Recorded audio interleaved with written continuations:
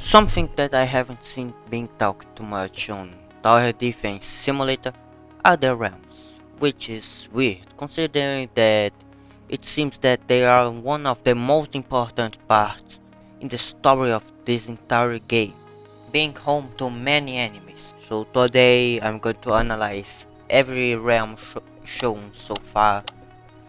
So without further ado, let's get started. Our first realm is the main one. In this realm we have the TDS organization, which we players are in.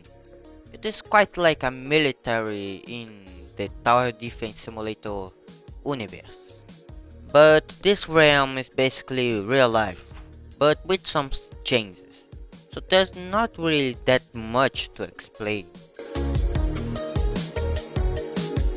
The Please Donate realm takes place in the game Please Donate, which is a very popular game in Roblox. It was created by Hazem, which is the creator of the game, gets corrupted later by the God Coup, or at least a God Coup fragment. This realm relies entirely on its economy to even exist, and if its economy gets disturbed, then the entire realm will cease to exist.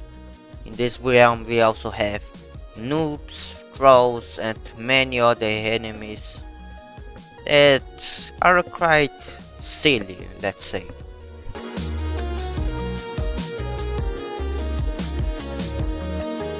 The duck realm, as its name suggests, is a realm full of ducks. This realm for some reason has the appearance of an oversized house, which is quite strange. This realm got introduced in the recent Ducky Revenge event. Although being called the Duck Realm, I suspect that there are other living beings that aren't ducks, like penguins. We can see in the penguin enemy that he really isn't entirely made of metal. During the Ducky Revenge event, we discovered that this entire realm seems to be supported by bread that is sent from other realms. The portal that the TDS organization used to send bread got disconnected some time ago, more specifically in the Operate Ice event. And after that, everybody knows what happens. This realm is one of the most important ones. The Void Lands is a realm corrupted by void energy, or maybe even the God Crew. In the Void Lands there are multiple factions, on one of them being the Fallen faction, which all fallen enemies come from. The Fallens are powerful beings that, although still having only medieval weapons, are really strong, even having wizards that can do magic. The leader of the Fallen faction is obviously the Fallen King, an iconic boss in TDS, which seems to have survived multiple times in the game. Another faction is the Void faction, having the Void River or maybe the Void Caster as their leader. We don't really know if the Void faction is actually different from the Fallen faction, as we can see that the Void faction also has some Fallen enemies, but I'm including it here just in case. It may be possible that the Fallen enemies are removed from hardcore mode on the Revolt, which would confirm that the Void faction is different from the Fallen faction. Another important realm is one that I've been connecting the dots for a while, and I have concluded that it is way more complex than it seems. Some of you might think that the Frost realm only appeared in 2021 and 2024, but let's get a bit back in time, to 2019. And by the way, Frost Invasion from 2021 isn't canon. Way before Frost Spirit existed, Krampus used to dominate this realm. You can see this from the enemies that are clearly the same ones that came back in later events, some being nearly the exact same. After Krampus' defeat in 2019, it took some years, but eventually he would return in 2023, finding a piece of the God Coup. And I also believe that Christmas 2022 takes place nearly at the same time as Grump's Revenge. This is further suggested by the fact that Christmas 2022 was suggested by some leaks to have acts just like Luna Overture, but was probably scrapped due to the devs not having enough time. It is possible that Krampus mind controlled the elves with the god crew, as is said in the Violent Night trailer.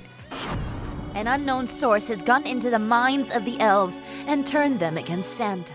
Then he used them, as we can see in Krampus Revenge and Violent Night.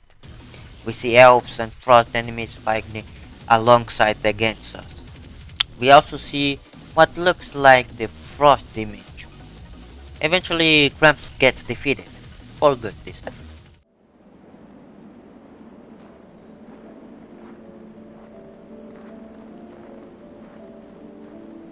Without anyone in the command, a crying angel gets stronger and takes up the place that was left after Krampus' defeat. This crying angel would eventually become the Frost Spirit. During the Operation Ice event, we can assume that Frost Spirit took control of the entire Frost realm, at least some part of it. And then the children of Exo got to the Frost realm and commanded Frost Spirit to destroy us. Now you may ask, why was Frost Spirit chained? We really don't know why, but it may be possible that another tribe of the Frost realm did this. Eventually, Frost Spirit gets defeated. The destiny of the Frost enemies is a bit unclear, but it is suggested that they may return. The Frost Spirit served its purpose. Like bees, if you take the queen, you can control the hive. It was only a matter of giving them a portal to the overworld and a target. It is suggested that the Frost realms now are being controlled by the children of Exo, or have us as their target. There are still Frost enemies lurking in the Frost realm. Just like the Frost enemies survived years after Kramp's defeat, it is not impossible that they survived again. And it is very possible that they are coming back again in this year's Christmas. So, I think that's it for now. I've been working on this video for a while, so I will be splitting it in two parts. I hope you enjoyed this video, thanks for watching, and remember, this is just a theory. And subscribe and hit the like button if you can, and goodbye.